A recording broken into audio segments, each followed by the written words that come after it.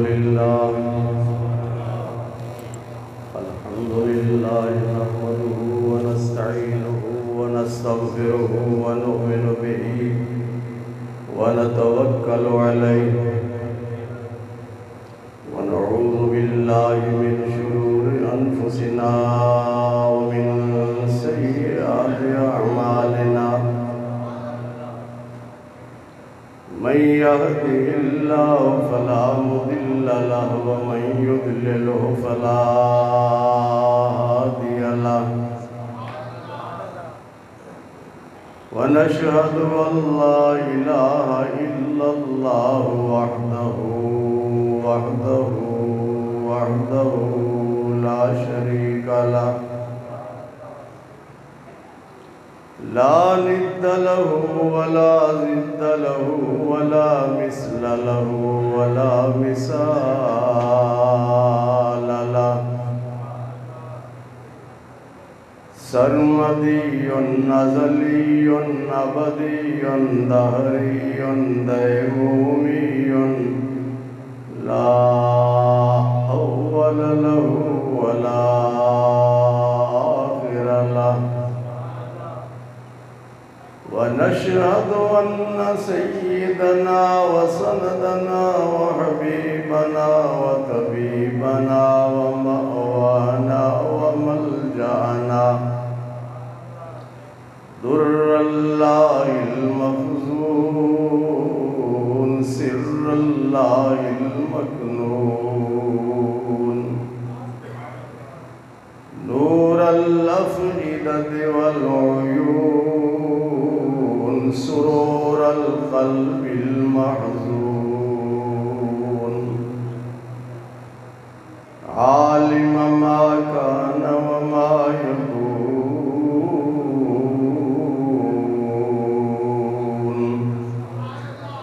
سيدنا ومولانا محمدا عبده ورسوله أما بعد فأعوذ بالله من الشيطان الرجيم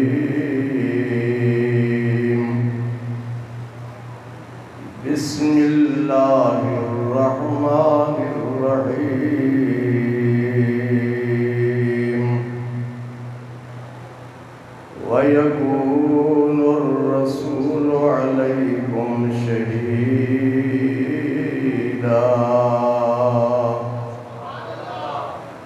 وقال تعالى في مقام آخر يا أيها النبي إنا أرسلنا إليكم رسولا شاهدا عليكم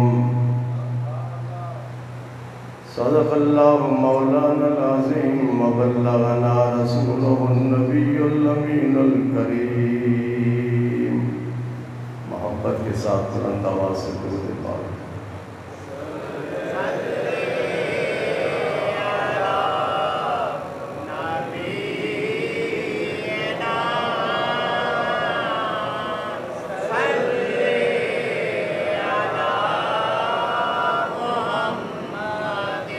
بلغ العلا بكماله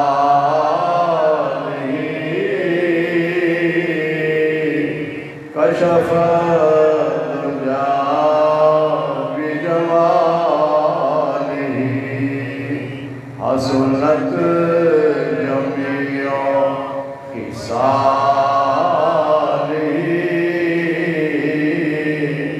صلوا عليه وآله صل على نبينا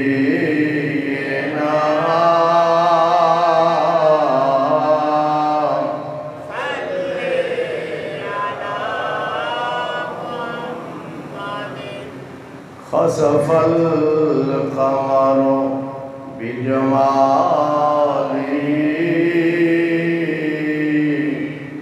نطق الحجر بجلاله عجز البشر بكماله صلوا عليه وآله صلي على نبينا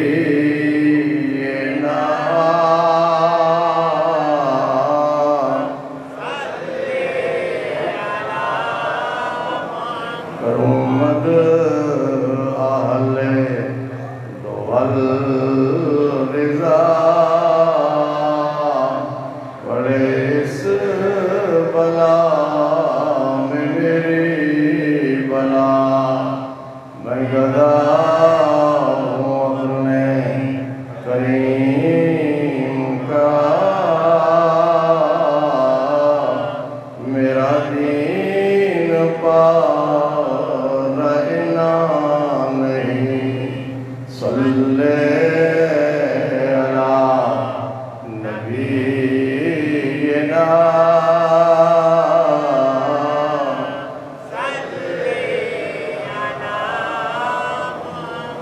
صلی علی شفیعنا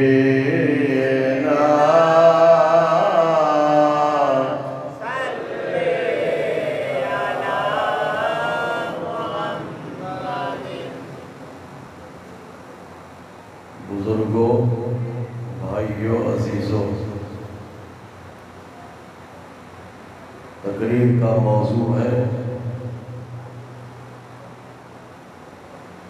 حضور صلی اللہ علیہ وسلم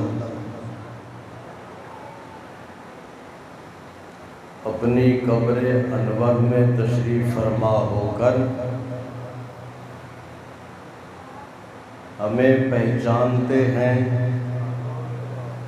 اور ہماری آواز کو سنتے ہیں اور ہمارے سلام کا جواب عطا فرماتے ہیں۔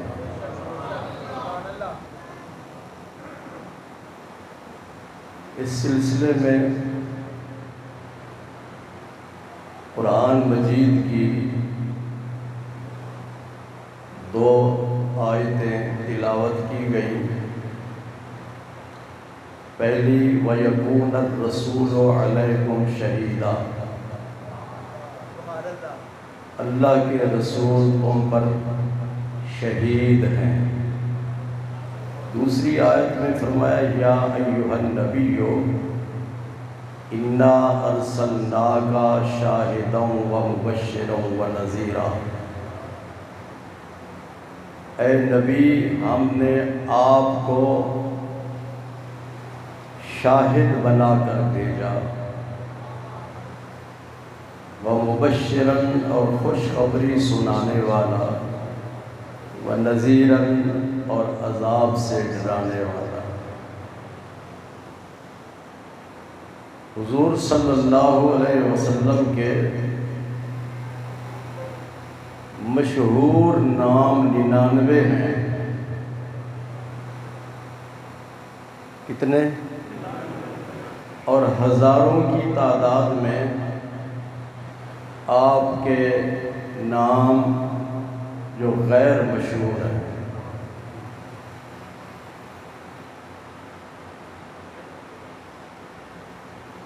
ان ناموں میں سے حضور صلی اللہ علیہ وسلم کا لیاقت سے مشہور نام کیا ہے آپ کا ذاتی؟ یہ یاد رکھو، ہر انسان کے 2 نام ہوتے ہیں، 2، ہر ضروری تو نہیں، اکثر ایک ہوتا ہے ذاتی نام اور ایک ہوتا ہے صفاتی نام۔ ذاتی نام جیسے لیاقت علی، یہ ذاتی نام ہے۔ اگر انہوں نے حج کیا تو کہیں گے حاجی، تو یہ حاجی صفاتی نام ہے۔ مولانا ذوالفقار صاحب یہاں تشریف فرما ہے، ان کا ذاتی نام ذوالفقار ہے، مولانا صفاتی نام ہے، اور الحمدللہ حافظ قرآن بھی ہے، عالم بھی ہیں، تو حافظ ہونا، عالم ہونا، یہ سب صفاتی نام ہے۔ حضور صلی اللہ علیہ وسلم کا ذاتی نام محمد بھی ہے اور احمد بھی ہے، باقی سب آپ کے صفاتی نام ہیں۔ آپ کا ایک صفاتی نام ہے شاہد، اور دوسرا نام ہے شہید۔ کیا نام ہے؟ بولیں بولیں۔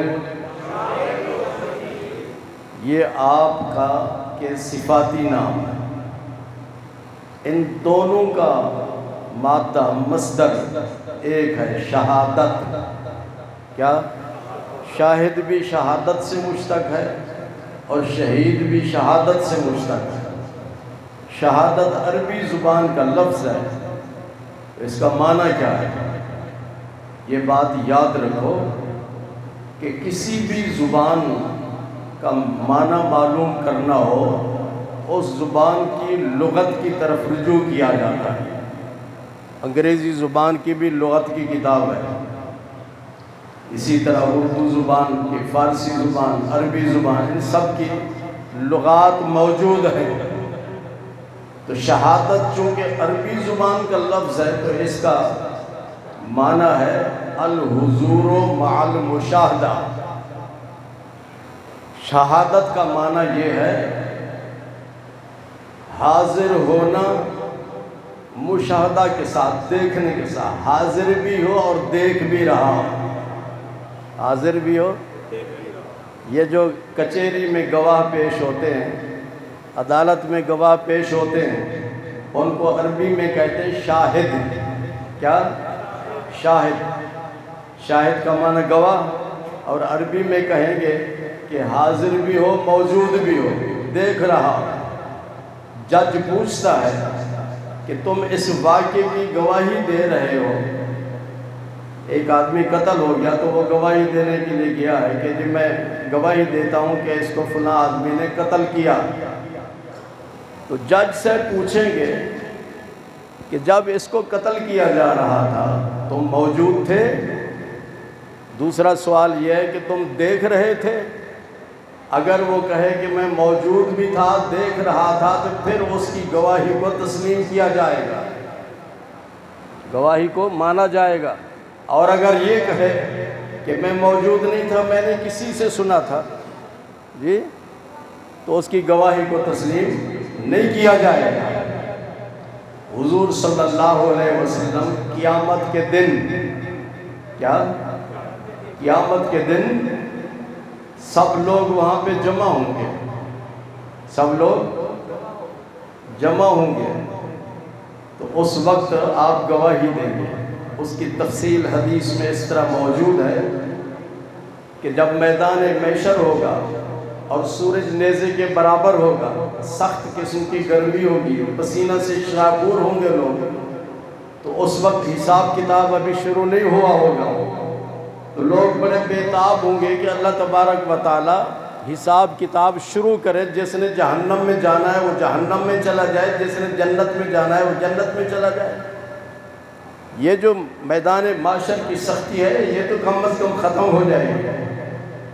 پھر یہ سارے لوگ جلوس بنا کر حضرت آدم علیہ السلام کے پاس جائیں گے، آپ ہمارے باپ ہیں، ہمارے لیے سفارش کریں اللہ تعالیٰ کی بارگاہ میں، رب کائنات حساب کتاب شروع کرے۔ تو حضور صلی اللہ علیہ وسلم ارشاد فرماتے ہیں کہ حضرت آدم علیہ السلام فرمائیں گے اذهبوا الى غیری، نفسی نفسی اذهبوا الى غیری، مجھے تو اپنی جان کی فکر ہے، کسی اور کے پاس جاؤ۔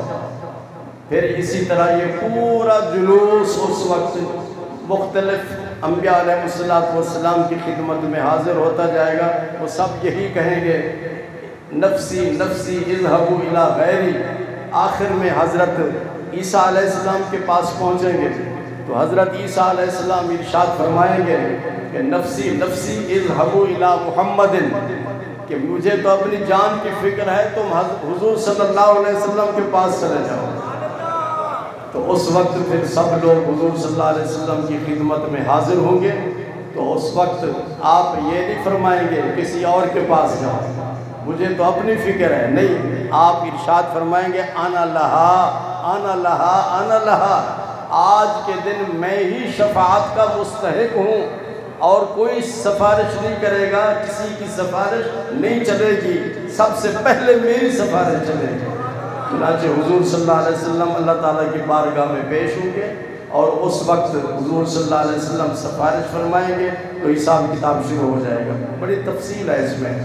تو حساب کتاب ہو رہا ہے تو اللہ تبارک و تعالیٰ ان سے پوچھے گا کہ میرے نبی تمہارے پاس آئے تھے، تم نے ایمان کیوں نہیں قبول کیا؟ وہ یہ کہیں گے جی آپ ہمارے پاس تو کوئی نہیں آیا، کوئی آتا تو ہم ایمان قبول کرتے، جھوٹ بولتے۔ تو پھر حضور صلی اللہ علیہ وسلم نبیوں کو بلایا جائے گا، نبی بھی یہی کہیں گے کہ یا اللہ آپ نے ہمیں مامور کیا تھا، ہمیں ان کے پاس بھیجا تھا، ہم نے تیرا پیغام ان تک پہنچایا تھا، لیکن انہوں نے ہمارے اس پیغام کو ٹھکرا دیا اور ایمان نہ لائے۔ تو اللہ تعالیٰ ارشاد فرمائیں گے ان لوگوں سے کہ یہ نبی یہ کہہ رہے ہیں، وہ کہیں گے جی ہمیں تو پتہ نہیں ہے، ہمارے پاس کوئی بھی نہیں آیا۔ تو حضور صلی اللہ علیہ وسلم ان نبیوں سے فرمائیں گے تم یہ بات کہہ رہے ہو تو اپنی بات کی تصدیق اور تائید کے لیے گواہ پیش کرو جی۔ تو اس وقت پھر حضور صلی اللہ علیہ وسلم ان سارے نبیوں کے بارے میں گواہی دیں گے، ان کی تعلیمات کے بارے میں آپ گواہی دیں گے۔ آپ ارشاد فرمائیں گے یا اللہ میں گواہی دیتا ہوں کہ یہ سب نبی جتنے بھی ہیں سب نے تیرا پیغام ان تک پہنچایا، انہوں نے تیرے اس پیغام کو ٹھکرا دیا۔ تو اس وقت اللہ تعالیٰ یہ نہیں فرمائے گا کہ گواہی تو وہ دیتا ہے جو موجود ہو اور دیکھ رہا ہو، آپ تو سارے نبیوں کے بعد میں آئے، نبیوں کے زمانے میں تو آپ موجود نہیں تھے کہ نہیں؟ اللہ تعالیٰ یہ نہیں فرمائے گا، کیونکہ اللہ تبارک و تعالیٰ نے آپ کو شہید بنایا۔ حضور صلی اللہ علیہ وسلم وصال شریف سے پہلے، اس دنیا میں تشریف لانے سے پہلے، آدم علیہ السلام سے لے کر عیسیٰ علیہ السلام تک تمام نبیوں کے اور تمام ان کی امت کے حالات کو جانتے تھے۔ الم تر کیف فعل ربک باصحاب الفیل، کیا تم نے نہیں دیکھا کہ اللہ نے اصحاب فیل کے ساتھ کیا کیا؟ تو اس وقت آپ اس دنیا میں تو تشریف نہیں لائے۔ بہرکیف تو حضور صلی اللہ علیہ وسلم کیا ہیں؟ شہید ہیں اور شاہد ہیں۔ ولادت سے پہلے جو کچھ ہو رہا تھا اس کو بھی آپ دیکھ رہے تھے، اور ان سب کے حالات کو بھی آپ جانتے تھے، اور قیامت تک آنے والے تمام لوگوں کو بھی آپ جانتے ہیں، بائی فیس جانتے ہیں کہ اس کا نام کیا ہے، یہ یاسین ہے، یہ حافظ محمد احسن ہے، یہ محمد سعید ہے، یہ مولانا ذوالفقار ہے، یہ فلاں ہے، یہ فلاں ہے، سب کو آپ جانتے ہیں اور سب کی آوازوں کو سنتے ہیں۔ بڑی تفصیل ہے کتابوں میں ان واقعات کی۔ ایک مولوی گزرا ہے، اس کا نام ہے ابن قیم، اس کے استاذ کا نام ہے ابن تیمیہ، بہت مشہور ہے۔ تو ابن قیم نے کتاب لکھی ہے جلاء الافہام، اس کے اندر ایک حدیث نقل کی ہے۔ وہ حدیث کیا ہے ذرا غور سے سنیے۔ حضور صلی اللہ علیہ وسلم نے ارشاد فرمایا اسمعوا صلاۃ اہل محبتی ہے سکانہ، جہاں کہیں بھی میرے ساتھ محبت کرنے والا، میرا چاہنے والا جہاں کہیں بھی ہو، درود شریف پڑھے، میں اس کے درود شریف کو خود سنتا ہوں۔ اور یہ جو جمعہ ہے، اس جمعہ کا دوسرا نام ہے یوم مشہود۔ بولیں یوم مشہود، حاضری کا دن۔ کس کا؟ حاضری کا دن۔ کس کی حاضری ہوتی ہے؟ کثیر تعداد میں فرشتے حاضر ہوتے ہیں اس دن، اور ان کی ڈیوٹی کیا ہوتی ہے؟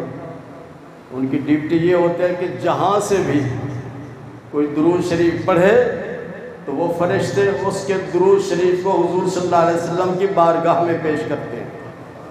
اسی لیے حضور صلی اللہ علیہ وسلم نے ارشاد فرمایا اکثر الصلاۃ علیہ یوم الجمعہ، سرکار مدینہ صلی اللہ علیہ وسلم فرماتے جمعہ کے دن تم زیادہ سے زیادہ درود شریف پڑھا کرو، اس لیے کہ تمہارا درود شریف مجھے پہنچایا جاتا ہے۔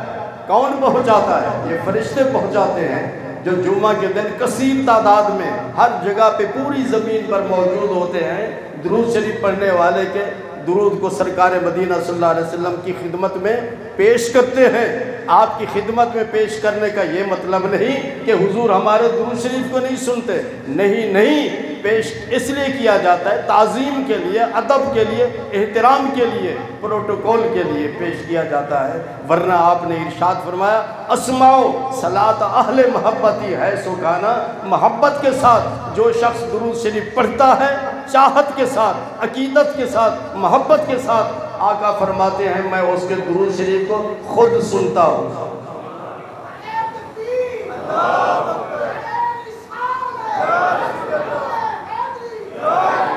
آپ سب یہاں بیٹھے ہیں جی،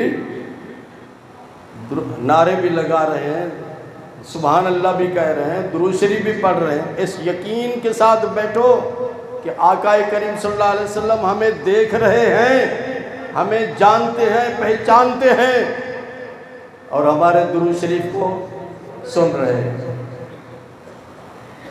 ایک شخص تھا، بہت ہی نیک تھا، بہت عبادت گزار تھا، تہجد گزار تھا، لیکن غریب تھا۔ کیا تھا؟ غریب تھا، امیر نہیں تھا، چھوٹے چھوٹے بچے تھے اور فقر و فاقہ کی، تنگ دستی کی پوزیشن تھی۔ رات کو اس کے بچے اسی طرح بھوکے سو گئے اور وہ عبادت میں مصروف تھا۔ بچے جب جاگے تو بھوکے تھے، والد کو کہنے لگے کہ ہمیں تو بھوک لگی ہے، ہماری بھوک کا انتظام کریں۔ تو والد نے کہا آؤ سارے وضو کر کے آؤ، سارے بیٹھ گئے، تہجد کا ٹائم تھا کہ آؤ درود شریف پڑھتے ہیں۔ جی بچوں نے بھی درود شریف پڑھنا شروع کیا، اس نے بھی درود شریف پڑھنا شروع کر دیا، کافی دیر تک درود پاک پڑھتے رہے، بچوں کو نیند آ گئی، سو گئے۔ وہ بھوک جو ان کو لگی ہوئی تھی وہ اس کو بھول گئے، سو گئے۔ درود پاک نے ان کی اس بھوک کو مٹا دیا، اس کی برکت سے فقر و فاقہ کا مسئلہ ختم ہو گیا۔ اور وہ جو بزرگ آدمی تھا، عبادت گزار نیک آدمی، وہ سو گیا درود شریف پڑھتے پڑھتے، اس کو نیند آ گئی، قسمت نے یاوری کی، نصیب جاگ اٹھا، خواب میں حضور صلی اللہ علیہ وسلم کی زیارت نصیب۔ اور یہ بات یاد رکھو، جو شخص زیادہ سے زیادہ درود شریف پڑھتا رہے، کثرت کے ساتھ درود شریف پڑھتا رہے، محبت کے ساتھ، ایک وقت آئے گا کہ اسے جمال مصطفیٰ صلی اللہ علیہ وسلم کی زیارت سے فیض یاب کیا جائے گا۔ خواب میں حضور صلی اللہ علیہ وسلم کی زیارت نصیب ہوئی، یہ بغداد کا واقعہ ہے۔ حضور صلی اللہ علیہ وسلم نے ارشاد فرمایا تم کیوں پریشان ہو؟ عرض کرتے یا رسول اللہ صلی اللہ علیہ وسلم میں تنگ دست ہوں، غریب آدمی ہوں، کھانے پینے کا انتظام نہیں ہے، بچے بھوک کی افلاس میں مبتلا ہیں۔ حضور صلی اللہ علیہ وسلم نے فرمایا تم جاؤ فلاں شخص کے پاس، وہ مجوسی ہے، کیا ہے؟ اور بغداد کا امیر ترین شخص ہے، اس کے پاس جاؤ اور جا کر عرض کرو کہ مجھے حضور صلی اللہ علیہ وسلم نے بھیجا ہے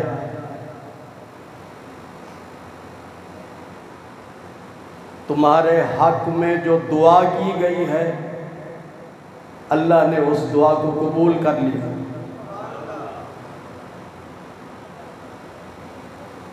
اور آپ نے فرمایا اس سے کہو کہ میں غریب آدمی ہوں، میری مدد کرو۔ جی پیغام کے 3 حصے. پہلا حصہ کیا ہے جی؟ مجھے حضور صلی اللہ علیہ وسلم نے تمہارے پاس بھیجا ہے اور آپ نے سلام کہا ہے. کیا؟ سلام کہا ہے. اور آپ نے یہ فرمایا تیرے حق میں جو دعا کی گئی ہے اللہ نے اس دعا کو قبول فرما لیا. تیسری بات یہ ہے کہ آپ نے فرمایا کہ تم میری مدد کرو. وہ کون تھا؟ عقیدے کے لحاظ سے مسلمان نہیں تھا. کیا تھا؟ بولے. مجوسی تھا. مجوسی کس کو کہتے ہیں؟ آتش پرست، آگ کی پوجا کرنے والے. ہم تو اللہ کی عبادت کرتے ہیں. اس دنیا میں کچھ ایسے لوگ بھی ہیں جو سورج کو خدا کہتے ہیں، سورج کی عبادت کرتے ہیں. کچھ چاند کی عبادت کرتے ہیں، کچھ ستاروں کی عبادت کرتے ہیں، کچھ آگ کی عبادت کرتے ہیں، آگ کی پوجا کرتے ہیں. ان کو کہتے ہیں مجوسی. کیا؟ یہ شخص کہنے لگا جو عبادت گزار تھا کہ وہ تو مجوسی ہے، غیر مسلم ہے. حضور صلی اللہ علیہ وسلم کو جو خواب میں دیکھے وہ خواب سچا ہوتا ہے. من رآنی فقد رأى الحق، وہ خواب سچا ہوتا ہے. پھر یہ کیسے ہو گیا کہ حضور صلی اللہ علیہ وسلم نے مجھے ایک کافر کے پاس بھیج دیا کہ سلام بھی کہو اور اس سے کہو میری مدد کرے ہیں جی؟ تو اس مخمصے میں وہ سو گیا. پھر دوبارہ پھر زیارت نصیب ہوئی. آقا کریم صلی اللہ علیہ وسلم نے ارشاد فرمایا ہم نے جو تمہیں حکم دیا اس پہ عمل کرو. اس پہ چنانچہ دوسرے صبح کے وقت وہ اس مجوسی کے پاس گیا جو امیر ترین شخص تھا بغداد کا. اس نے دیکھا کہ اس کے آس پاس بہت سارے ملازم ہیں، نوکر ہیں وہاں پہ کام کرنے والے. تو اس نے ان سے کہا کہ میں تنہائی میں آپ سے بات کرنا چاہتا ہوں. اس نے کہا ٹھیک ہے. تنہائی میں چلے گئے. مجوسی ان کو دوسرے کمرے میں لے گیا اور اس نے کہا کہ مجھے حضور صلی اللہ علیہ وسلم نے میرے نبی نے آپ کے پاس بھیجا ہے. اس نے کہا تیرے نبی کا نام کیا ہے؟ اس نے کہا ان کا نام محمد ہے. کہنے لگا میں تو غیر مسلم ہوں، میں تو ان کو مانتا نہیں، تو انہوں نے مجھے میرے پاس کیسے بھیج دیا؟ اس نے کہا انہوں نے بھیجا ہے اور یہ پیغام دیا ہے کہ تیرے حق میں جو دعا کی گئی ہے اس دعا کو اللہ تعالیٰ نے قبول کر لیا. اس نے کہا تم جانتے ہو وہ دعا کیا ہے؟ تو اس اللہ کے بندے بزرگ آدمی نے کہا میں تو نہیں جانتا کہ وہ دعا کیا ہے. کہنے لگا اچھا میں تجھے بتاتا ہوں کہ وہ دعا کیا ہے. وہ دعا کیا ہے؟ اس دعا کا یا مجھے علم ہے یا جس نے تمہیں بھیجا ہے ان کو علم ہے. میں دعا پہلے نہیں بتاؤں گا. اپنا ہاتھ آگے کرو، میں کلمہ پڑھتا ہوں. اس نے ہاتھ آگے کیا، کلمہ پڑھا، مسلمان ہو گیا. پھر اس نے بیوی کو بلایا، وہ مسلمان ہو گئی. پھر اس نے اپنے سارے نوکر چاکر جتنے تھے ان کو بلایا کہ بھئی اگر تم میرے پاس رہنا چاہتے ہو تو سب کے سب مسلمان ہو، اگر نہیں رہنا چاہتے تو پھر آپ چلے جائیں یہاں سے. اچھا مجوسیوں کا یہ طریقہ کار ہے مجوسیوں کا کہ وہ بیٹی کی شادی گھر سے باہر نہیں کرتے، اپنے بیٹے کے ساتھ کرتے ہیں. اپنے بیٹے کے ساتھ کرتے ہیں. اس نے اپنی بیٹی کو بلایا اور بیٹے کو بھی بلایا کہ میں نے اسلام قبول کر لیا، تم بھی اسلام قبول کرو۔ اور بیٹی نے بتا دیا کہ اب میں نے اس کو اپنے قریب نہیں آنے دیا، کیونکہ پھر جب اسلام قبول کر لیا تو پھر دوبارہ نکاح ہوا کہ مسلمان ہو گئے تھے نا، تو پھر ان کا جہاں بھی نکاح کرنا تھا کر دیا۔ تو وہ کہتا ہے کہ سب کو نکال دیا، نکالنے کے بعد اس نے کہا اب میں تجھے بتاتا ہوں کہ وہ دعا کیا ہے۔ سمجھ لیا؟ اب پانی دے دو۔